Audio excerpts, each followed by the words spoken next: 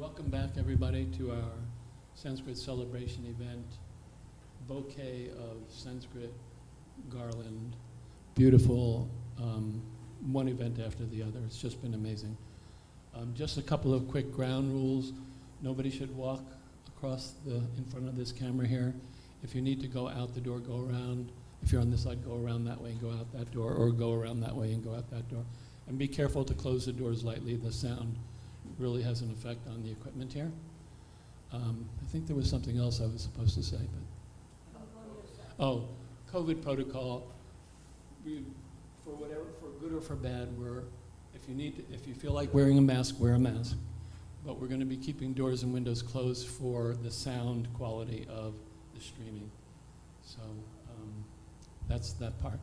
I've had many great pleasures introducing people during this event, and this is another great pleasure to introduce Manorama, who came as a very young teenager to when Guruji was here, and took Sanskrit very seriously, and took Guruji's legacy of teaching Sanskrit on into the world, and created her own plus.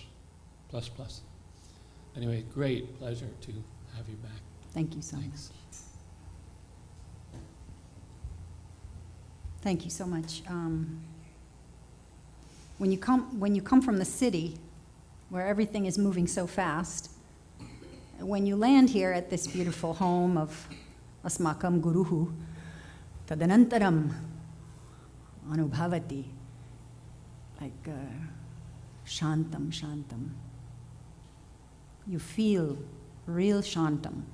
Just to enter into the orbit of that, for me, it just automatically, it's like, oh yes. The vibration of our Guru, of course, we see these beautiful pictures in the space. Those of you who are streaming, you've been here or you will come here and you will see. But the Shakti in this place contains this noble aim of our Guru, Asmakam Guruhu. And so, you know, this noble aim of Shantaji, who's put together this amazing conference of such illustrious content and people and carrying that forward, and Indira Devi, who's doing so much with Sanskrit, and her knowledge is truly vast, and to be able to sit with her and have a little chat with her, even that, just a small chat is elevating. And then Bharati Devi, you know, everybody knows how special. And there's so many people, I can just keep naming people, you know.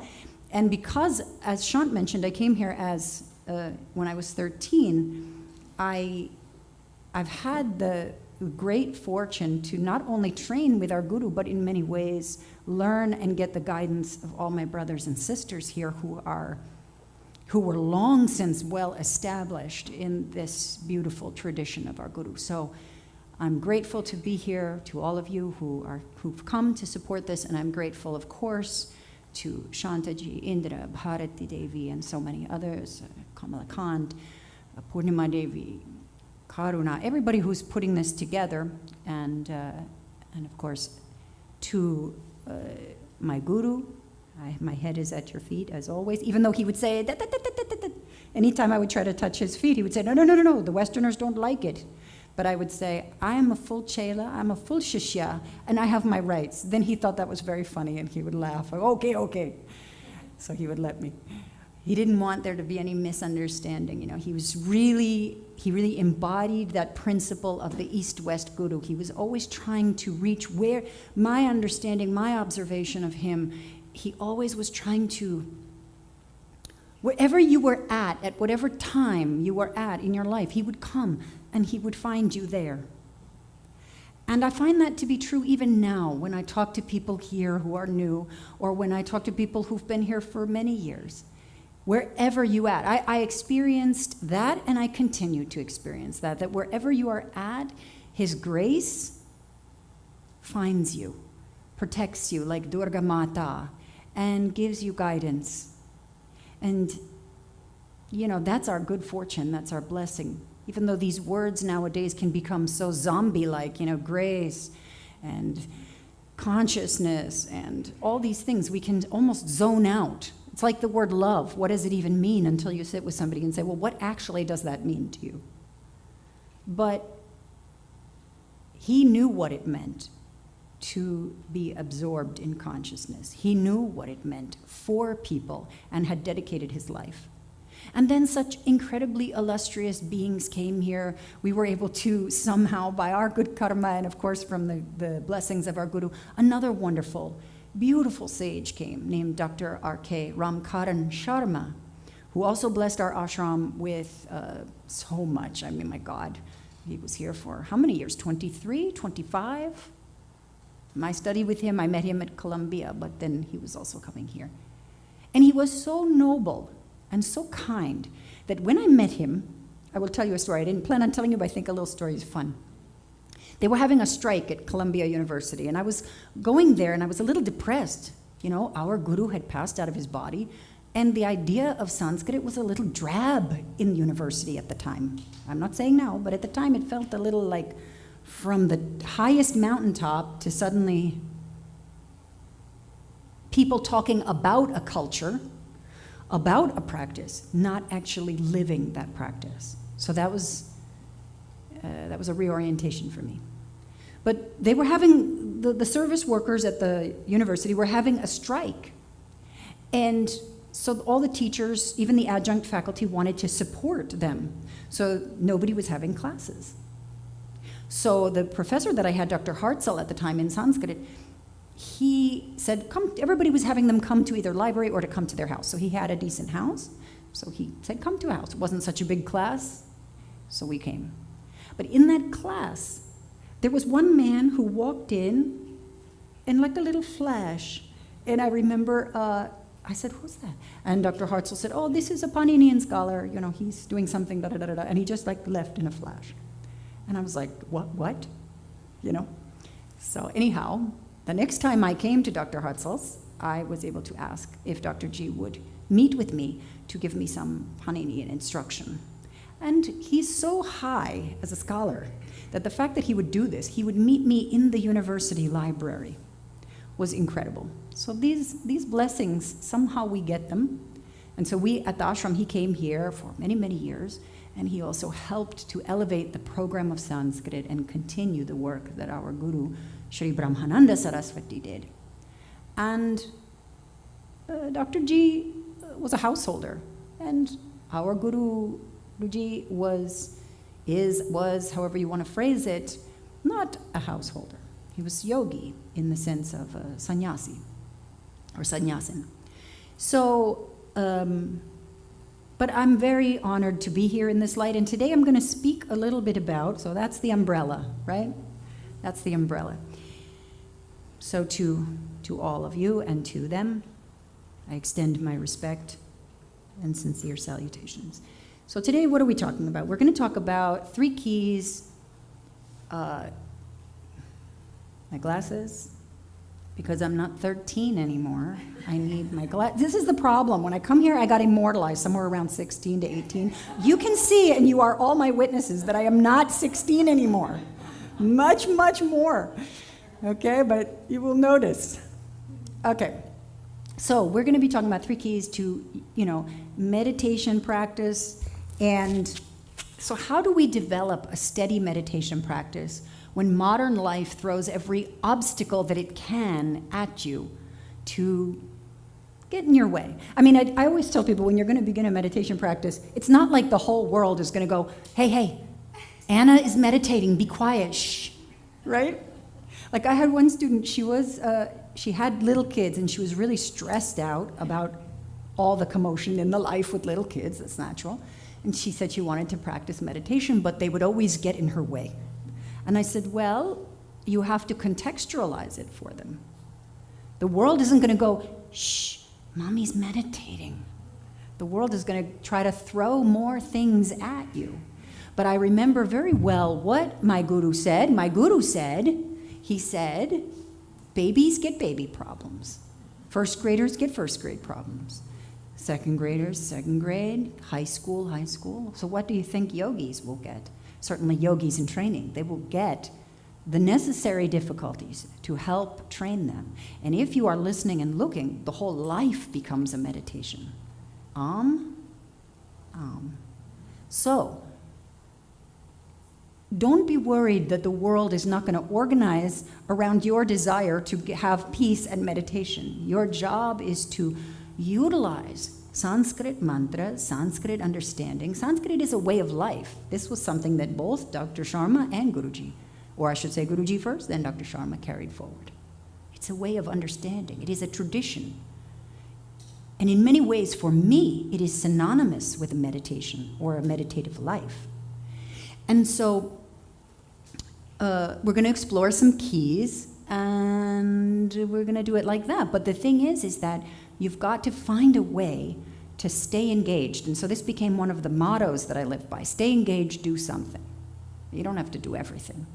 But you have to find some way to stay engaged. And I'll admit that being so young, it was a good thing that our guru, he kept saying to me, do this. And then I would go do that. He held that for me in those early years. And then he would say, okay, now go do this. So I'd copy out Aparokshanubhuti or whatever it was. That's the thing that I recall.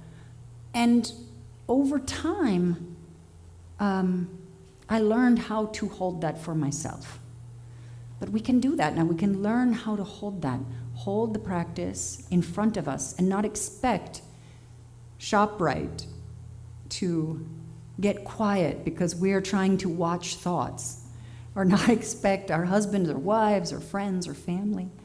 Instead, we can utilize the practices of Sanskrit mantra and our own deep intuition and intention to blossom the practice for ourselves. All right. And of course, slow and steady. So let's go to the next slide, if you would. For those of you who are dialing in, hi.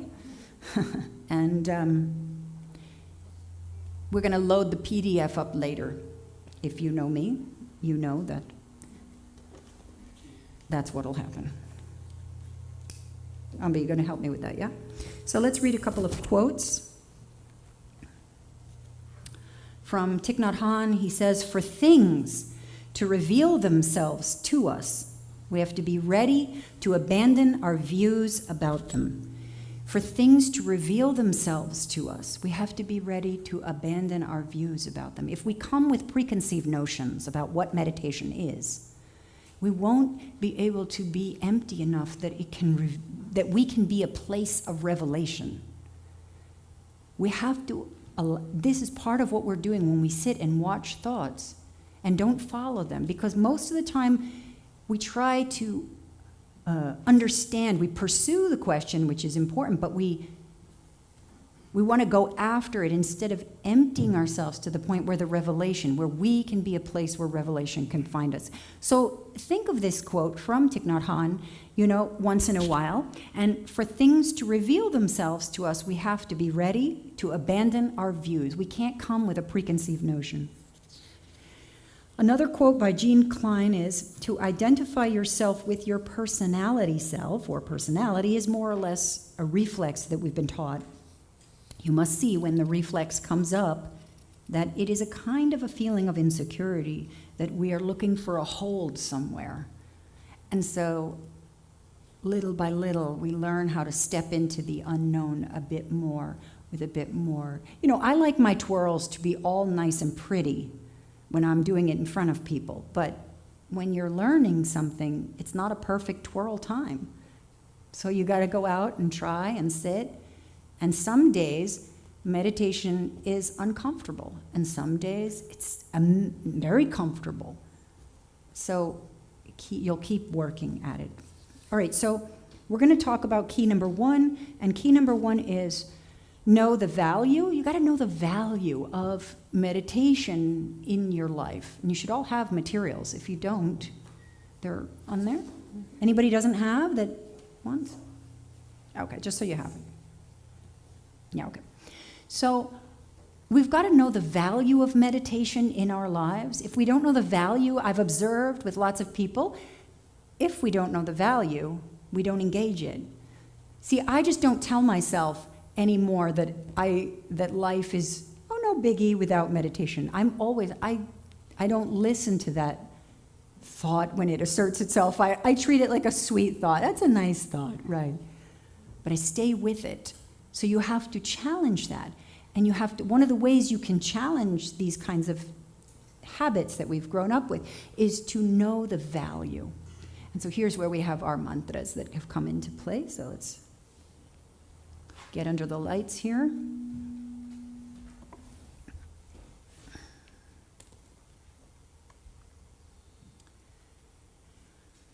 Shanti.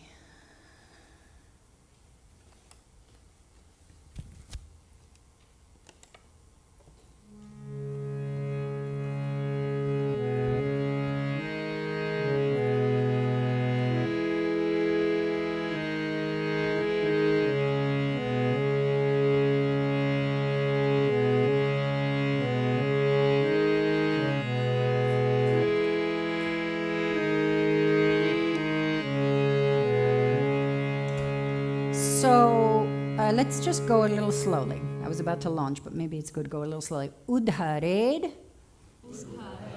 Atmanatmanam Natmanam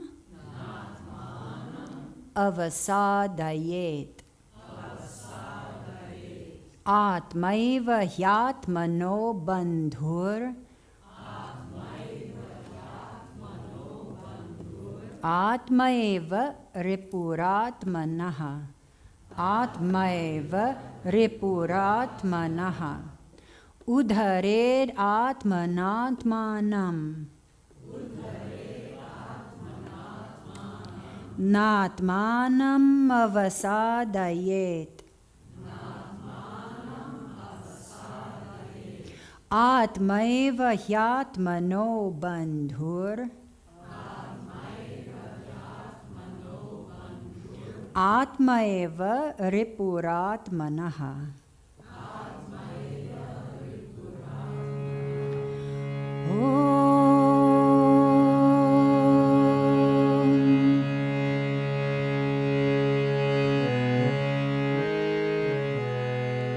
Uddharedatmanatmanam Uddharedatmanatmanam Natmanam avasadayet Natmanam avasadayet Atmaeva hyatmano bandhur Atmaeva hyatmano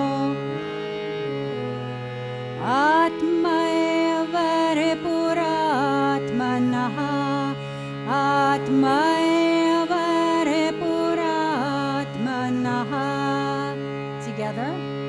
Udharedatmanatmanam Natmanam avasadayet Atmaeva hyatmano bandhur Atmaeva ripuratmanaha.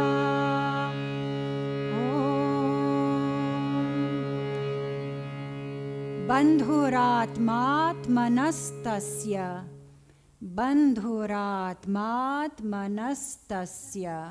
Say Bandhuratmatmanastasya Yenatmaevatmana jitah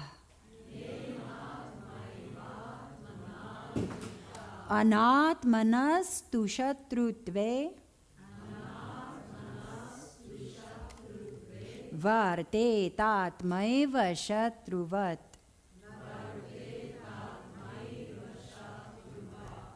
Bandhuratmatmanastasya Yenatmaevatmana jitah Anatmanastu shatrutve Varte tatmaiva shatruvat.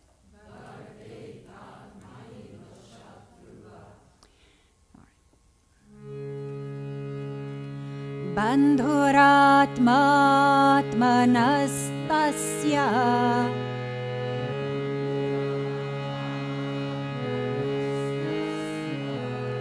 yenatmaivatmana jita yenatmaivat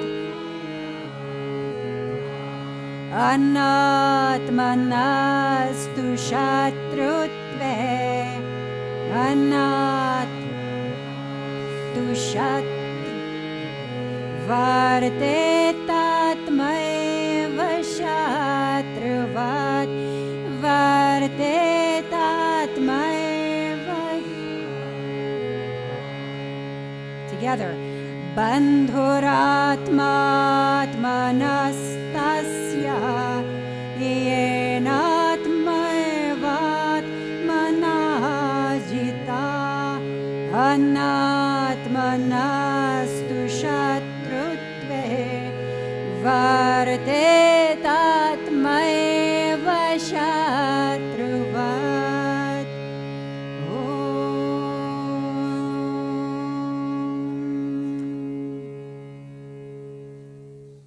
All right, we stay with this first. Just take a moment of silence. As our Guru used to say, you cook the meal, but you forget to taste it. So meditation, we cook the meal through Sanskrit chanting, Sanskrit study, Sanskrit immersion, and then we have to taste it through meditation. We have to synthesize it. We have to absorb it.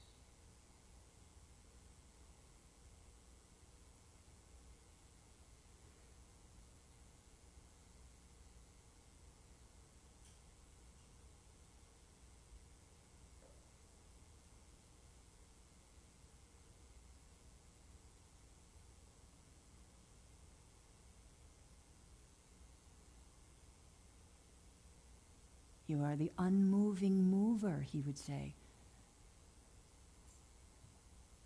You have a body and mind, but you are not just the body and mind. But you have to feel it for transformation.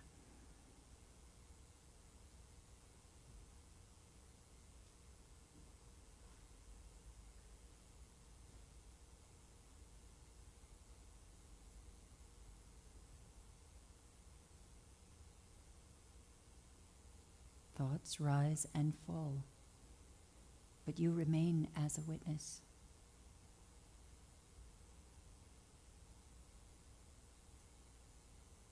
He advised us to feel everything, but translate nothing.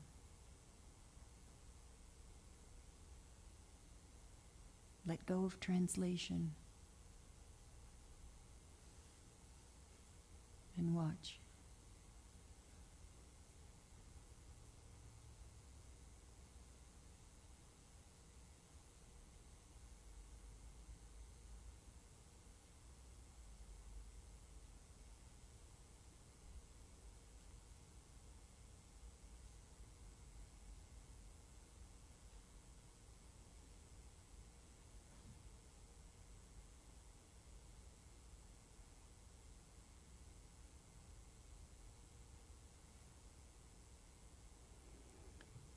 Shanti.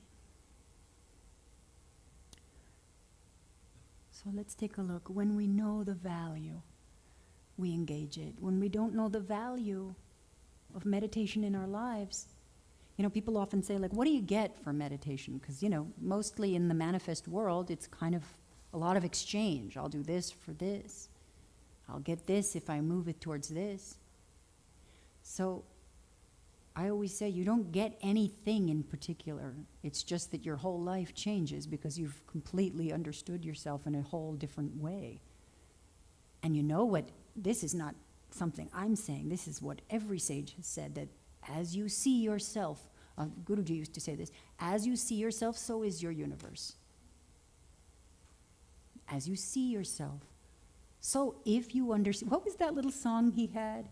If you understand yourself as the body and the mind, then the whole universe around you certainly becomes the body and the mind.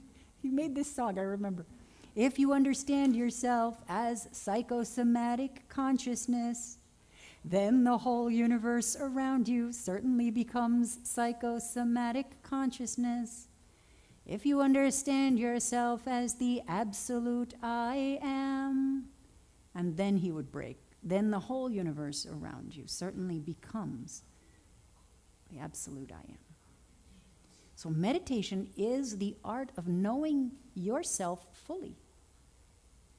And not the personality self, although that may be something that you get closer awareness about, but the self that we all are. So, in Gita it says, chapter 6, verse 5, one should uplift oneself by the self. One shouldn't put oneself down.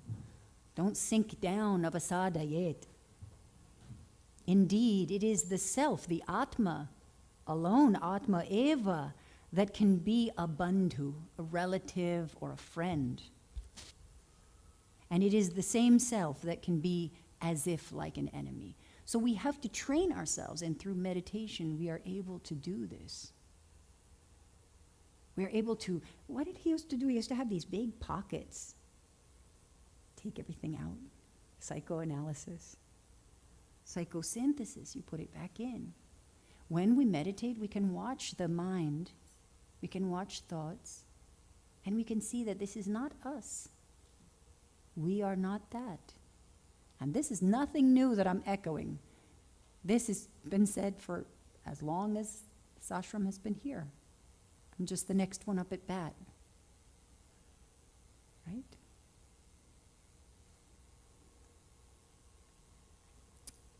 So, we obviously, if we're given the choice, we want to help it become a friend. Well, you have on page 3, so you can look at page 3. And as you gain control of your mind, meaning as you're able to see the distance between your mind and witness consciousness, with the help of that higher self that we start to get stronger in, and even in Guruji's Fundamentals of Yoga book, and if you don't have that book, really you got to go and get that at the gift shop. You absolutely, it's a must-have. And it's not just a must-have to have on the bookshelf. I always say to people, don't just keep Guruji's books on the bookshelf. You got to read them. And you have to be uncomfortable at times understanding concepts and put a little note, got to work on this. Return to the ashram, ask Bharati about this. I mean, do you know how many things I have wrote? Ask Bharati, ask Guruji, ask Indra Devi. Right? You gotta get in there, dig in.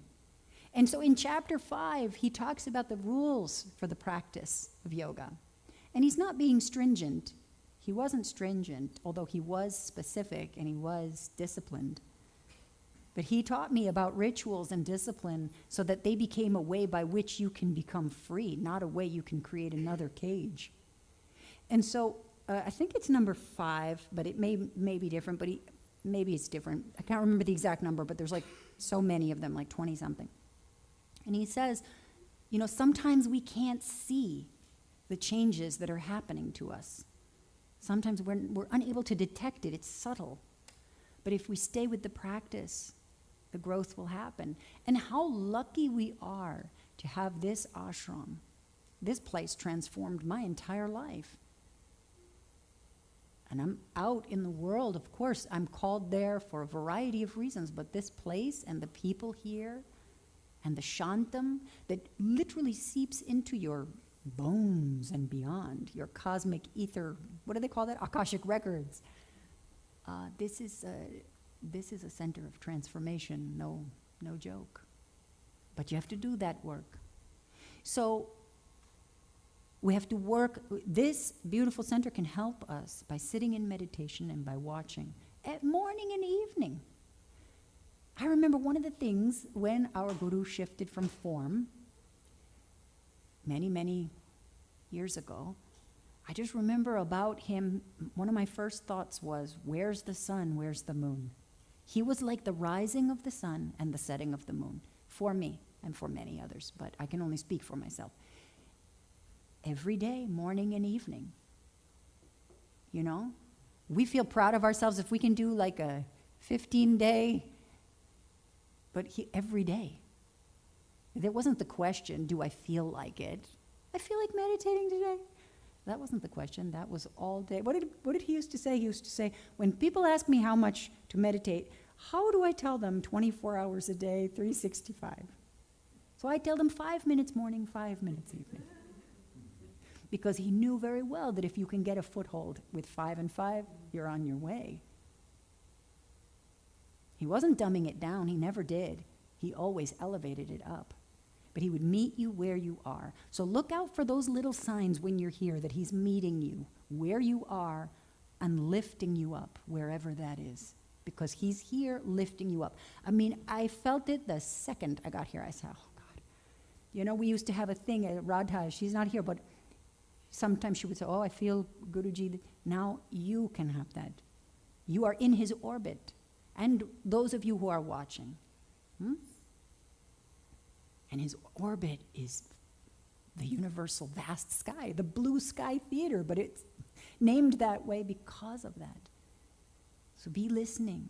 Don't be looking for paranoia, you know, well, oh, I think, no. It'll come as shantam.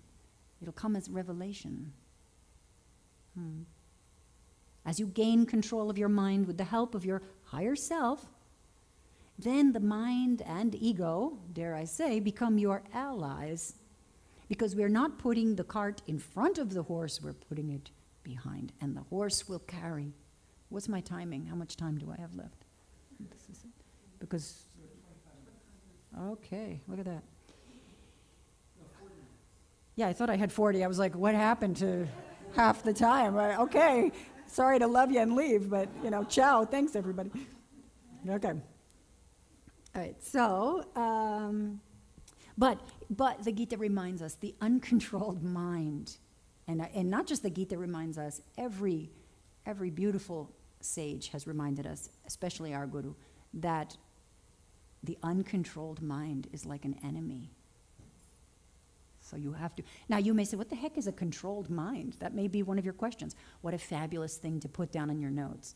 Follow up on what the heck is a controlled mind. Because one time I asked a group, I said, let's talk about the word control. Because somebody read in Fundamentals of Yoga that Guruji had said in the book that pranayama is the control of prana. Pranayama is the control of prana, and they wanted to know what it meant. So what do you think they were really focusing on? Prana. And I said, forget about prana, let's talk about control. If you can understand what he means by control, it will help you get closer to prana. So I went around the room and I said, what is control? Oh, you wouldn't believe how many different people came up with different things. Somebody said, organization. Another person, what's control? David said, what would he say? Strict. Somebody else said freedom. Somebody else said, it went around the room, and finally, it went to the back of the room, and this woman goes, I said, what is control, Sarah? I'm making her name up. And she goes, my mother. And everybody started laughing, because this woman had my mother parachuting out of her consciousness when she's reading the teaching on control. So I said to her, maybe it's not your mother, or strict, or etc. Maybe in yoga, control is the ability to stay fluid on a point with consciousness. Maybe you have to look also at those definitions so you can open it up a little bit. Pranayama is the control of prana. Pranayama is the ability to stay fluid on the point of prana with consciousness. And that changes, and it moves it a little bit. It makes it a little accessible. Then the next starts. But you have to be able to identify those. So what is the value of meditation in your life? The value is that you are always coming from a place of groundedness. And when you're not so grounded, you grab, you're able to, oh, geez, let me get some grounding. You can catch yourself. You can recognize. We're not here to become perfect in the sense of like some over expectation, but practice helps us find grounding. And then from that grounded place, we can course correct. And of course, go deeper into the practice. So I have a little exercise, but I don't think we will have time so much for all the exercises. But you can on your own rewatch this on the website, and or you can do this at home, where you're going to write, how meditation can support you. You can just write some bullet points or some notes for yourselves. For those of you who are new, for those of you who aren't, you can go into the swaha. All right. So let's look at the next page, number 5. Chapter 6, verse 12. Tatraikagram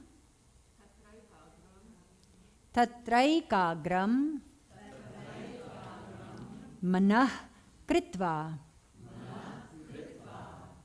yata chitendriya kriya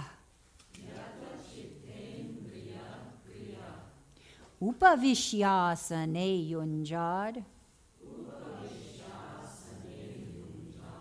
Yogamatma Vishuddhaye.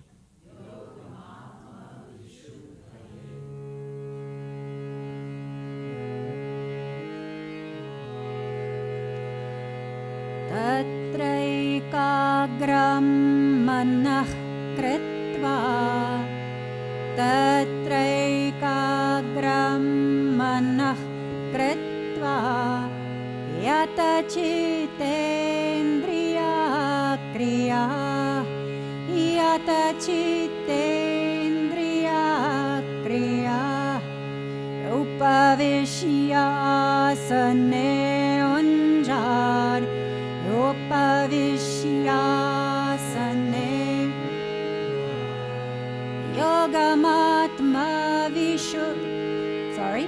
Yogamatma Vishuddhaye Yogamatma Vishuddhaye. Let's do one more time. Yogamatma Vishuddhaye. Together. Tatraikagram manah kritva yata chitendriya kriya upavishyasane unjad Yogamatma Vishuddhaye.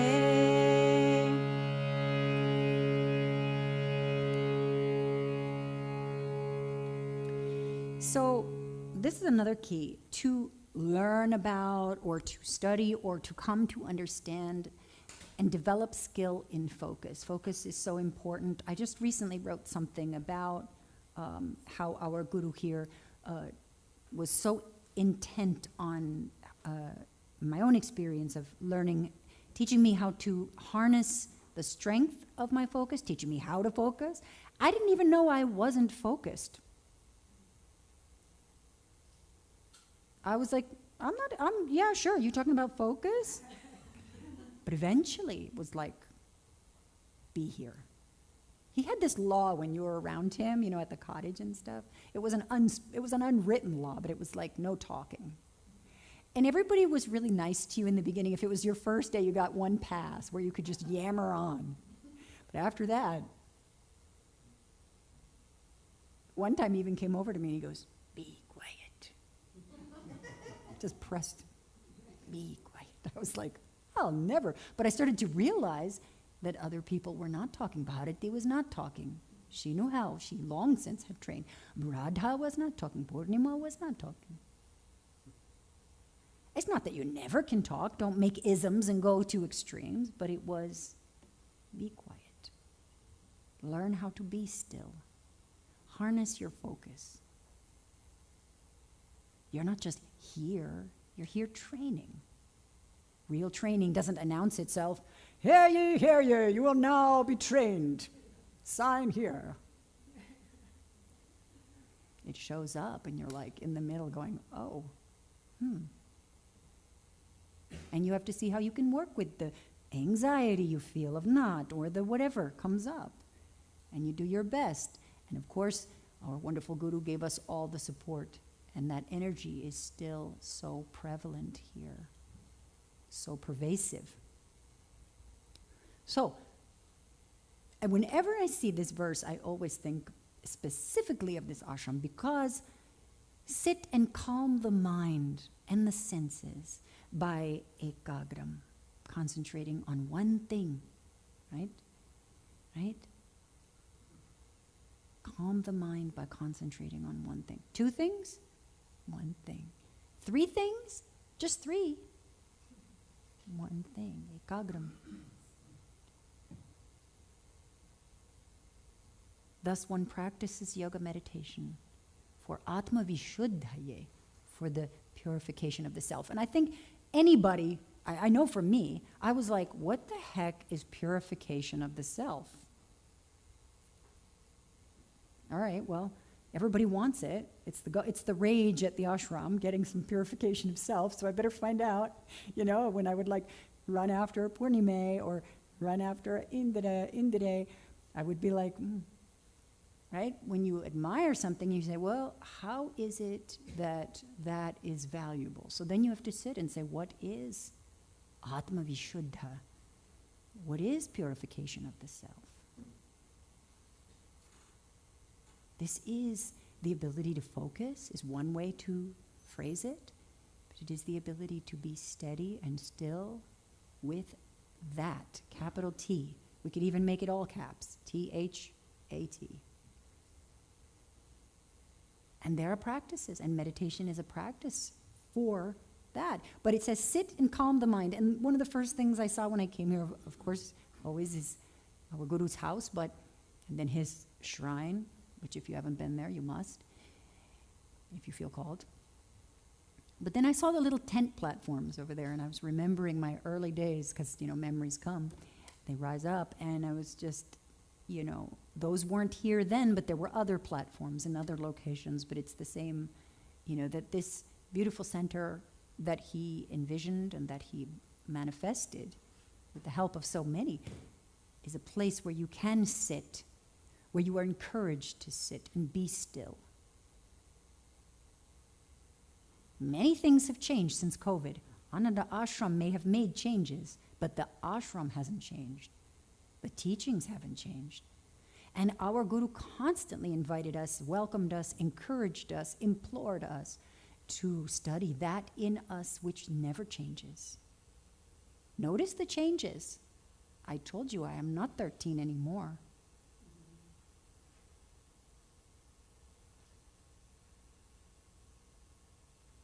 I'm not 30 anymore.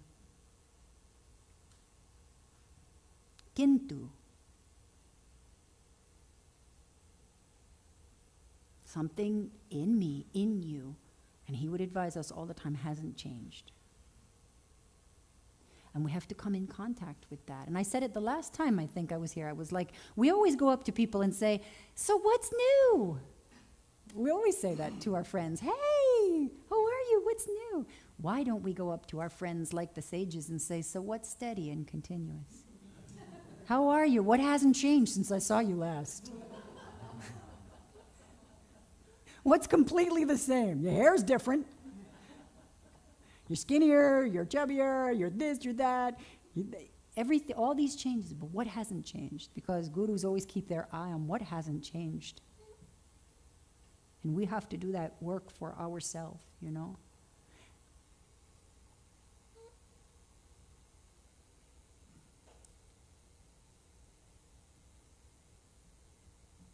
When he shifted from form, I thought, well, who's going to remind me now? You have to remind yourself and be grateful for all the blessings that you get access to. Then you have to remind yourself. And now I've learned how to remind myself. Whisper in your own ear. Come on. It's not a question of practice. It must practice. So, the skill of focus. And how do we do that? Concentrating on one thing, coming to this place, and this beautiful center of light. There's so many places and so many people organizing to try to make that a reality. And they're cool people if you get to know them. So sit quietly and watch. And when you watch thoughts, what happens? You gain a certain kind of strength that rises in you. Don't go looking for the strength, just sit and watch. Because I remember when I first was there, he was like, our guru would say, listen to Nadam. And I was like, okay, there's a thing called Nadam, and I'm just going to do that.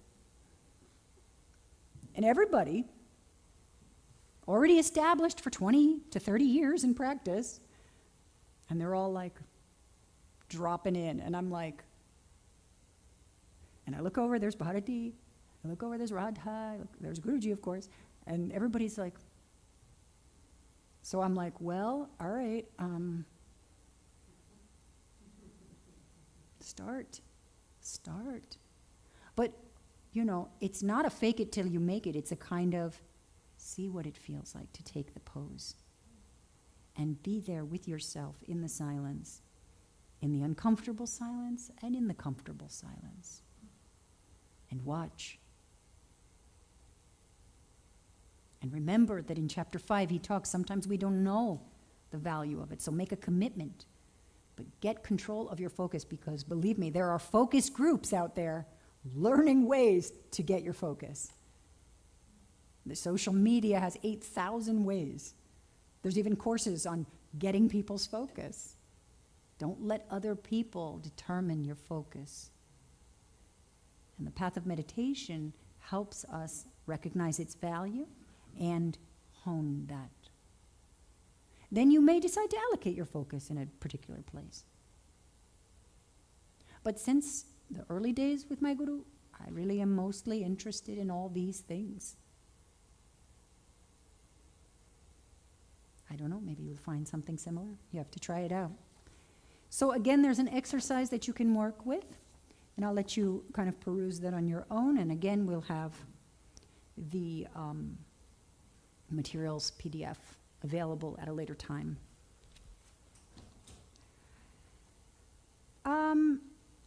So turn to page 7, if you will.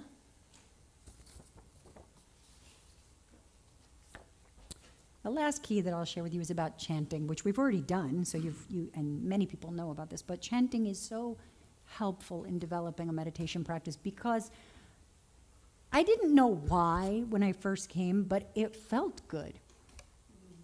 So I said, well, and Guruji was very insistent, so I just did.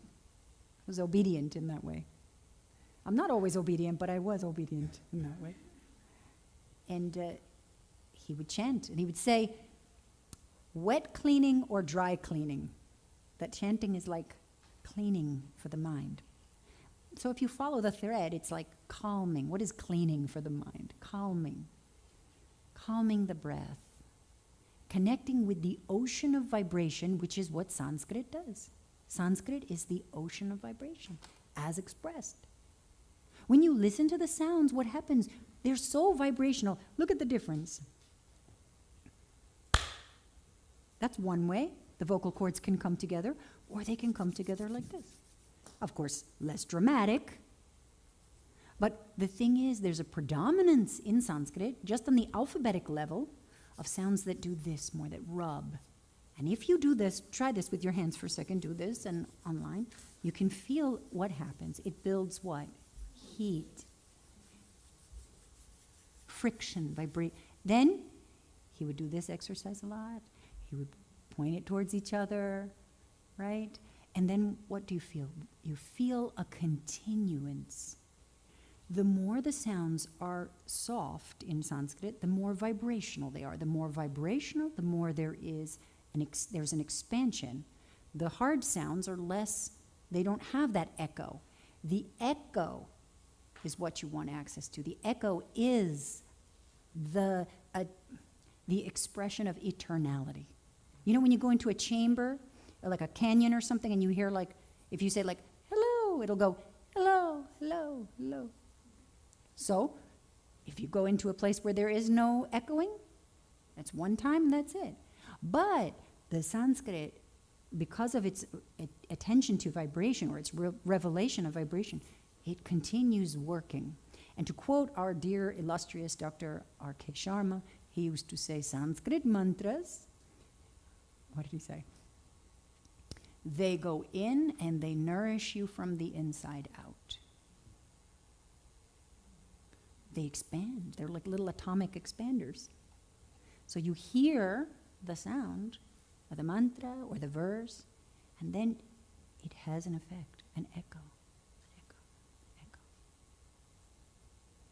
That syncs with the heart, the wave of thought, and brings more shanta, more tranquility. So we're going to chant this verse, honoring Lord Vishnu.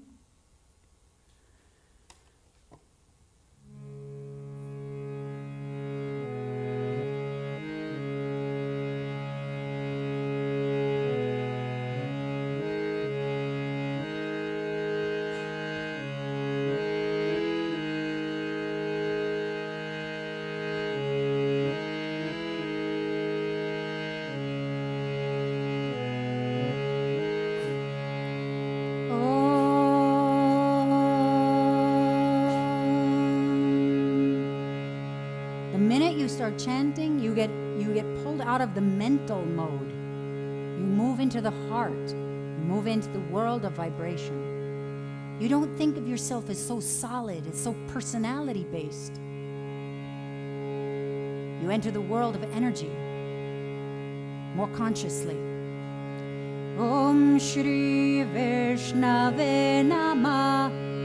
Om Shri Vishnave Namah. Om Shri Vishnave Namah. Om Shri Vishnave Namah. Om Shri Vishnave Namah. Om Shri Vishnave Namah. Om Shri Vishnave Namah.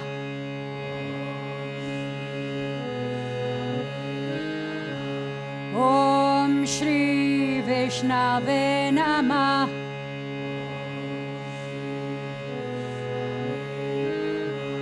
Om Shri Vishnave Namah. Om Shri. Om Shri Vishnave Namah. Om Shri Vishnave Namah. Om Shri Vishnave Namah.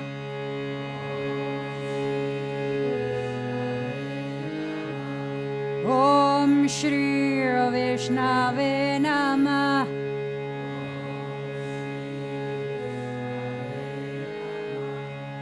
Om Shri Vishnave Namah.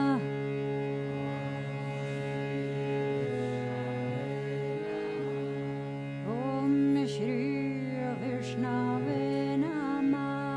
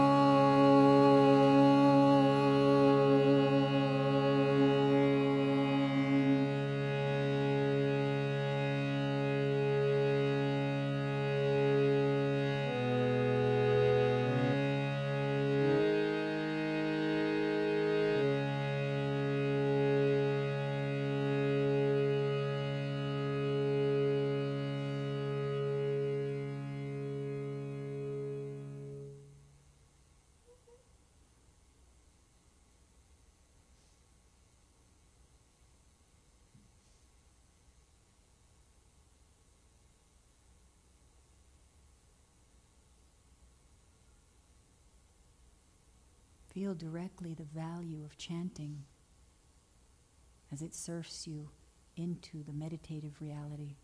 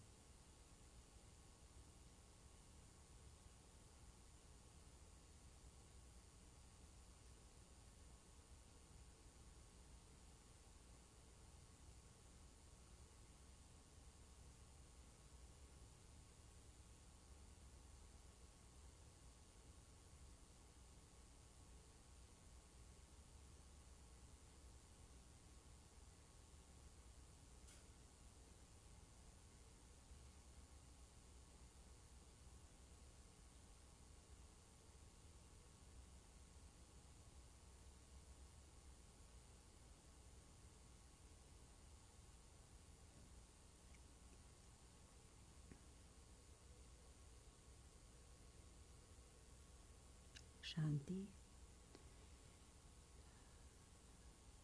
Shanti. So there's many keys, but these are 3. And know the value. When you know the value, you won't skip it. Even when my mother was sick, I did as my guru commanded many years earlier. I went to the patient's lounge bathroom, put some paper towels on the floor, and sat quietly. You don't wait for the world to organize around your desire to meditate. You meditate, period. So when you know the value and you harness your focus, you don't let your focus be stripped out from under you these days with every device. You're unless you're like guarding that, it's got you.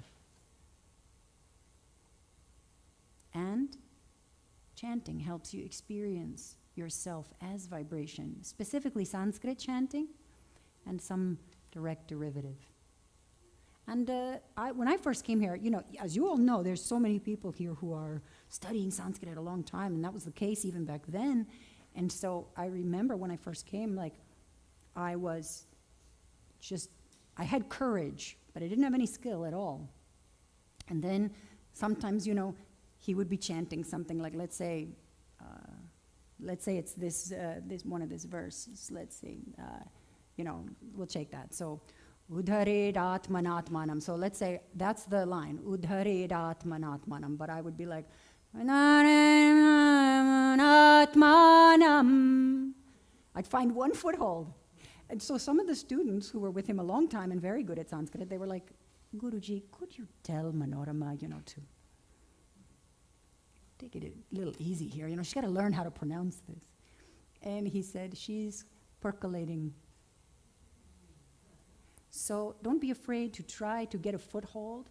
But I didn't just get a foothold and then not pay attention. Then come to the classes here, and you will develop, and little by little, you will start to say, Udhared Atmanatmanam, etc.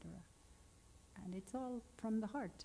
So these are some keys, and I'll see if there's any questions, Seth. Do we have a microphone for any of that?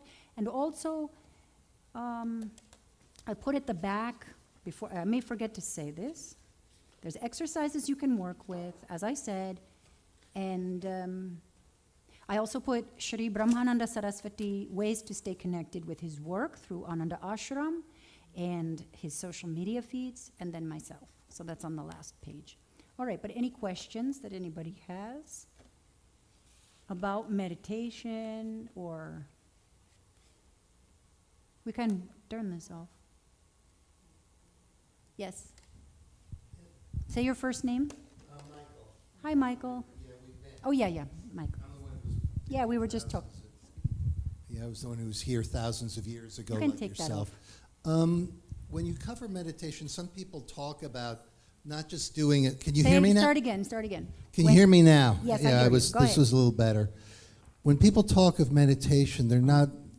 I'm just wondering what your opinion is, and people have different opinions on meditations other than sitting meditations. Say, for example, you can even do a meditation cleaning your apartment, or a walking meditation, or... So what do you mean, what is my opinion? First of all, I'm in the house of my guru. So my opinion doesn't really matter. Okay. I have to follow in any time, but especially, it's like, but what do you mean opinion? In other words, are you asking me, what do you mean by that? Okay, let me frame it. Do you see the value in meditation other than the classic Sri Brahmananda sittings? Saraswati's discussion on yoga meditation, is that what you mean? Do I see its value? No, I'm not talking about that discussion. I'm talking about generic methods of meditation, such as sitting meditations or walking meditations that certain disciplines do. Well, it reminds me of something that he said. I don't know Okay. if it's in Fundamentals of Yoga or if it was a quote outside of that, but he said the precursor to a state of yoga is you have to have ease. Okay. But ease is not a state of yoga. It's a precursor. So perhaps other forms of meditation that do not advise you to experience witness consciousness and then even more profoundly I'm not saying they're lesser, that's not the implication, but I'm saying they may help arrive at ease, which then helps you go deeper in. I mean, you know, just because, I'm trying to figure out how to phrase this. They can be helpful in alleviating anxiety, in bringing about a deeper focus. Mm-hmm. And then you may want to transition over to, each person has to govern themselves, right? That's the blessing that we each have and the difficulty. So for example, I'm strong pitta. So I'm going to need some, you know, meeting Guruji was like the jackpot. I mean, he was so knowledgeable, brainy, but at the same time so heartfelt. So he was able to guide that. So we have to do that guidance now. So if other forms of meditation, and again, I can't speak of all forms of meditation because I haven't practiced all forms, Okay. but like a walking meditation that can be very useful to bring about more awareness as you move through life or as you move in your body, helps you bring about more awareness.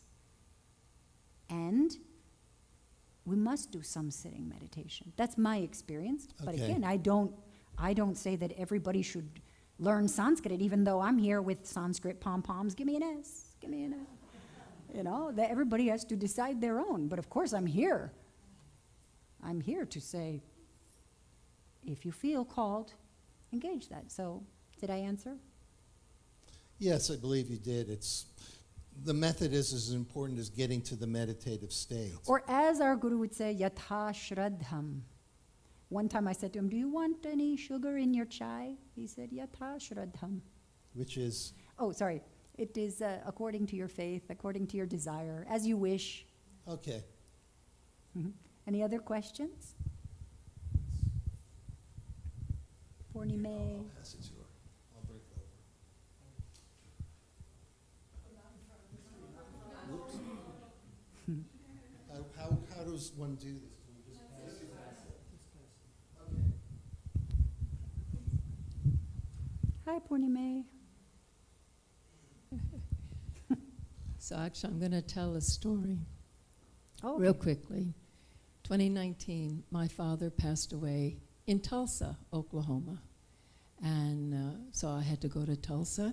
And as you know, when there's any parent particularly, you have to go settle the estate. We had to, of course, see the attorney, and it also meant we had to go to Fidelity. And fortunately, my sister was with a Unitarian church, and a friend of hers, somebody she had some acquaintance with who was in the choir with her, also worked at Fidelity. So we said, we'll go to John.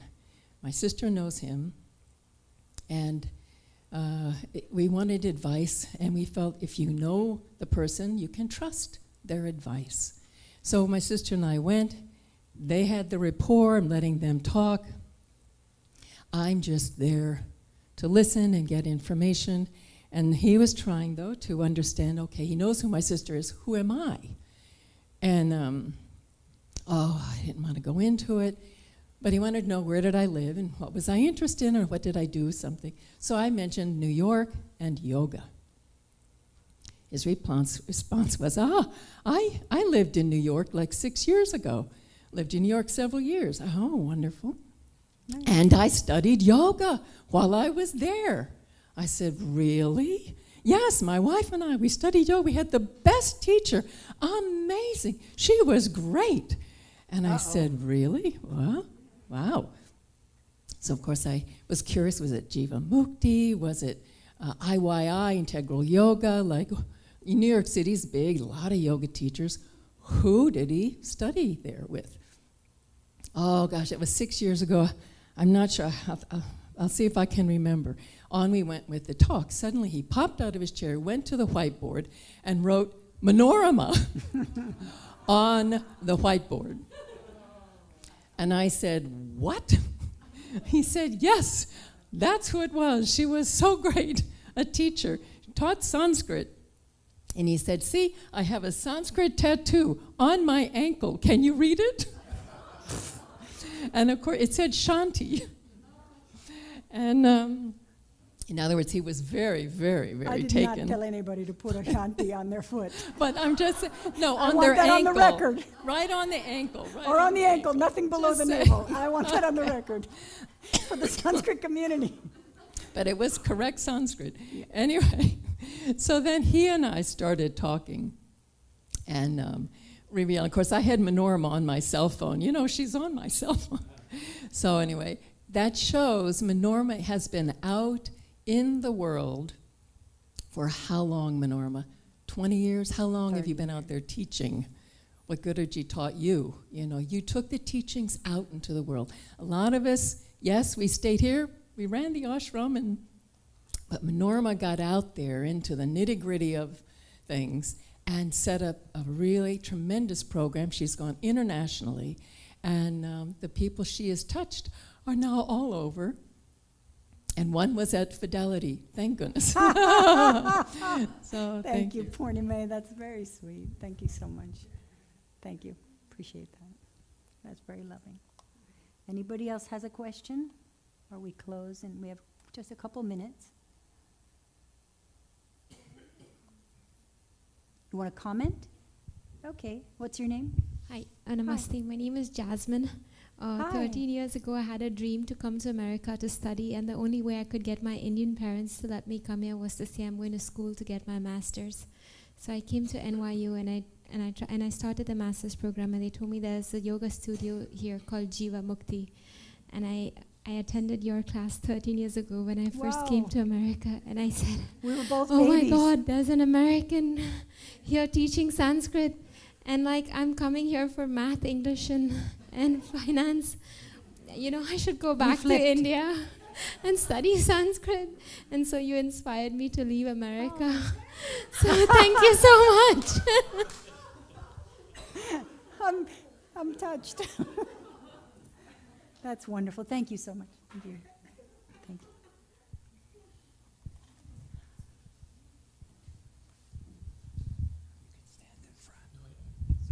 So you came when you were 13 or 14, and was there a moment that it hit you? What was going on in your life here? Like a light bulb went on. Must have been some time for that, yeah? The truth is, I've done a lot of thinking about it recently, quite a lot, and just jotting some notes down. I wasn't, like, Purnima's so good at notes. Purnima, you're amazing at notes. You know, she's got like, let me show you my notes, you know, it's like this book, you know, it's like, wow. But I've been trying to consider it and write down some thoughts, and it was from the first satsang when he spoke, our Guru spoke. It struck me so forcefully that I then went back to the house of my grandparents where I was staying with my mother, and I was just like, who is that man? And he was talking about incredible things, and he was, where everybody else was running away from the subjects, he was going right to it. And those were the subjects I was deeply interested in, like the meaning of life. And he was like, don't you think we should know about the meaning of life? Don't you think? And I'm thinking, hello, I've been asking, and my family thinks it's really weird, you know, and they thought it was really, they were very worried about that, you know. So that was amazing. And then, of course, as I thought about it over time, it's just and whatever he taught, I just wanted to be in his orbit. It was very simple for me. And maybe that's the case for many of us, or if not all of us, but you just became better in his aura. You became better in his presence. And it doesn't mean you weren't good enough or anything like that. You just elevated in some way. So, like I said, I was obedient, not always in my life, but I was in that regard, and I listened deeply and tried to apply and failed.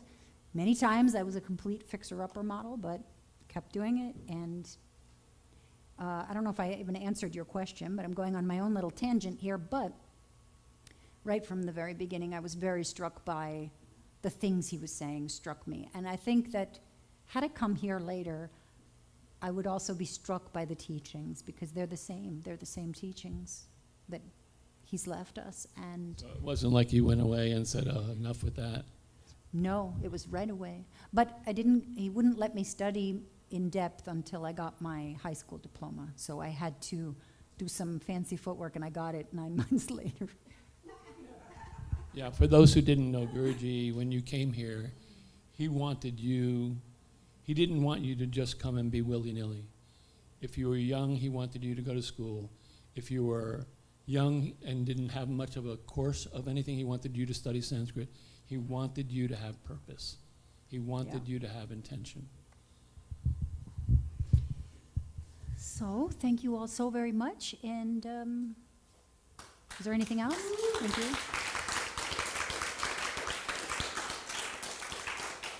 Oh, you have a way you would like me to do it, and I remember my way. Om